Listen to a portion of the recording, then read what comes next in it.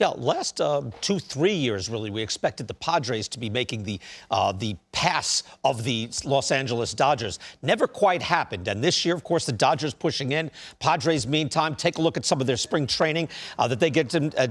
They've got a bunch of new players. They've reduced their payroll. We'll get into that. They have a new manager in Mike Shildt as well. Still something left in the cupboard for San Diego as they get ready for that early series with their rivals from Los Angeles.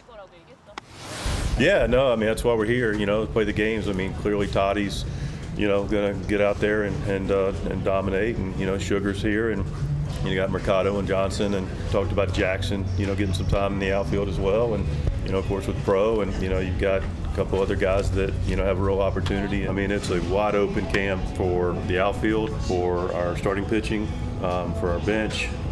So we've got a lot of good candidates for a lot of different spots.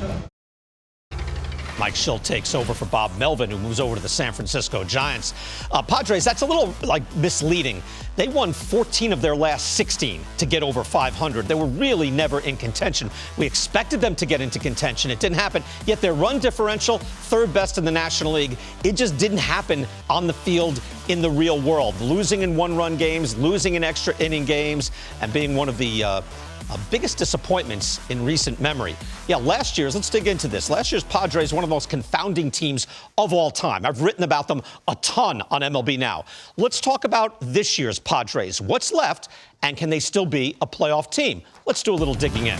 The Padres' bid for being a super team certainly fell flat, but they have the remnants of a possible playoff team still. They've gone from a $249 million payroll to about $160 million as it stands now. That's going from number 3 in payroll to number 13. But you should still be able to win at that level of spending. And their PECOTA projection, Baseball Prospectus, has them at 79 wins. That's almost 500, not that far from a playoff spot. Here's a big part of the problem. We were just talking about this here. Anthony brought it up. It's not just Blake Snell and Josh Hader gone. It's Snell, Hader, and Seth Lugo, and Michael Wacha, and Nick Martinez. That's 627 innings of a 2.88 ERA gone. Yes, the rest of the pitching staff had an ERA of 4.39. The unheralded pitchers had very good seasons last year, most of them, except for Blake Snell, hidden in obscurity. So here's a theme. It's up to the remaining stars to perform at a high level. Joe Musgrove had a 3.05 ERA last year. That's good. But he got hurt, and he threw just 97 innings. Yu Darvish pitched just 136 innings, had an ERA over 4.5. That's below league average. And Michael King, picked up in the Juan Soto trade, joins the rotation this year. King had a 2.75 ERA for the Yankees last year, but he was primarily a reliever, started only 10 games. To expect a full year of starting excellence, that's expecting a lot.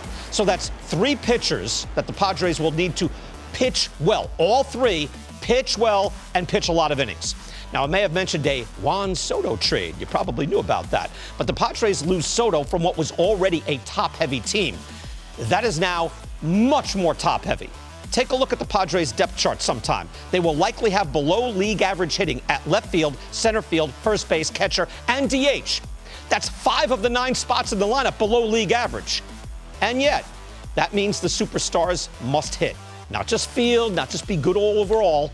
They need to hit like superstars. Think about this. The big 3, Machado, Tatis, Bogaerts, will be making more than $90 million in salary in 4 years. $90 million. More than a lot of full teams for 3 guys. That's down the road, but they make a lot now, too. Manny Machado hurt most of the year. He's a gamer, excellent fielder. His hitting numbers the lowest in 4 years. Tatis made a tremendous transition in right field. He was a great fielder, but his hitting was nowhere near the levels of what he did in his first 3 years with the Padres before he failed a drug test. And Xander Bogaerts did hit. He had a 120 weighted runs created plus. Very good for a shortstop. Played 155 games, but that was his lowest weighted runs created plus in 6 years. His production was good. I want to be fair, but they're going to need better. Here are their numbers, and I realize all this. Besides Ha-Seong Kim, who had a great year, besides Kim, they might be the only above league average hitters on this team. These 3 and Ha-Seong Kim. So the weighted runs created plus for Machado and Tatis, you see it right there. 114, 113, that's not going to do it. It's got to be in the 150 range, MVP level, not in the teens. They've both done that before. You can hope for a bit better from Bogaerts. 120 is not bad, so it's an oversimplification. I get it. But the stars need to hit like stars for the new look, trimmed down, cheaper Padres to have a shot. Anthony, X, take it away. I love it. And the one thing for me that stands out about what you're talking about is the stars have to come to play. And when I think about it, Tatis and Machado have to be better than they were last year. You look at last year, they came in with the mentality, and Soto said it early before the season even started. They said the Dodgers need to be worried about us. Yep. And that was not the case. You have to go out there and prove that. And how you do it is coming with the mentality of, every single day, we're going to find a way to get better. And to me, I think that's what Mike Shildt brings now to this team, the experience of being with the St. Louis Cardinals, the detail aspect. I played for Mike Shildt, so I'm excited to see how he's able to handle these egos. But at the same time, he's had that before, and I'm excited to see how he kind of goes about it with this new-look team coming into camp without a Juan Soto. It's going to be a huge challenge for this team. I think BK nailed it on the head. The way they pitched last year was phenomenal. I mean, they had the best ERA in baseball, right? They were the epitome of pitching in Major League Baseball last year. Are you going to get the same level of performance out of some of those guys out of the bullpen? Some of these young guys that you got in trades and your depth, is that going to take the place of guys like Waka and Lugo? Are they going to be able to perform at that level? We don't know. To me, that was the question mark last year, was their pitching. That showed up. I thought the offense was what they were going to lean on, and that did not. So now you need the offense to show up in a major way, to your point, BK, because that pitching is a question mark again. The guys that you brought back in Yu Darvish, and you don't know exactly. Musgrove hasn't been healthy for a long, long time, at least not on a consistent basis. What are you going to get from this lineup right here? Michael King hasn't done it for a full season as a starter in his career yet. What are you going to get from all of these guys? I think there's a ton of talent here. I think they have the ability to go out and give them every inning that they need and do it at a high level. But they have to show up. What is Shildt going to be able to get out of this team? What is his coaching staff going to be able to get out of this team? This team is probably the most fascinating and has the largest range to me for we hear about the PECOTA win-loss predictions. You can throw those in the trash, in my opinion. But I think of like a range when I think of these teams, and I think, wow, this team could win 90 games if the stars align, 90-plus games if the stars align and things go well. But I could see this team winning 70 games if things go poorly, and that's a big, big difference. If I may, you used the right term, Anthony, even though I completely disagree with what you said. Okay. There's a range, right? PECOTA is a range. 79 is kind of the mid-range, so it can move up. I don't know if 90 sounds aggressive, but certainly like upper 80s. It can also, you're dead right, it can slip down to the 70s. There was a Padres team that I really liked within this superstar-laden team, because the superstar-laden team didn't work. And you saw when we threw up the lineup there, you know who's back? Jurickson Profar. Yeah. The Padres that were Ha-Seong Kim, Trent Grisham, Jurickson Profar, with just the big bat of Machado and the young kid in Tatis, that was a winning team. Yeah. That team, before they made those big trades saying, we're going to get everybody, we're going to get Soto, and we're going to get, Josh Bell in there, and Chris Drury, we're going to, get them going, and we're going to have the superstar club.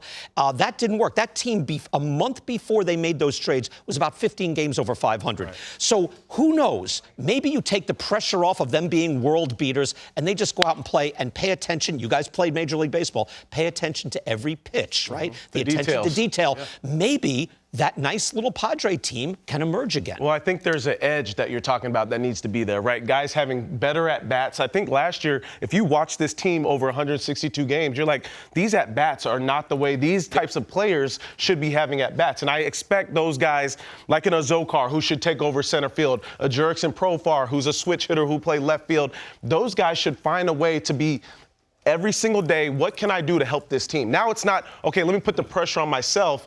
Every single guy has to find a way to do something small that can help this team. And to your point, too, about the pitching staff, the questions have to be answered early on, right? Musgrove has to lead this staff because early on in last season, he didn't get to start because he dropped the kettlebell on his toe. So you bring that early in, and then King has to show himself as an everyday or every fifth day starter. Yeah, I think to your point about the mentality of this team, they came in not as underdogs last year. They were kind of the big kid on the block. Yep. Everyone should fear the Padres. Right. Well, this year they are going to be the underdog. Because not only are the Dodgers, did they go out and sign everybody and trade it for everybody, and they look like a super team, but that Arizona Diamondbacks team that's also in your division got to the World Series, and they got a lot of really young, really good players on that roster. So you're looking up now at your division, and I think That can be a really humbling experience for Tatis, for Machado, for some of these guys, and I hope that helps them in their mentality approaching the season. That's a good point because they are competing really, they're not with the Braves and the Dodgers, right? They're competing with the Diamondbacks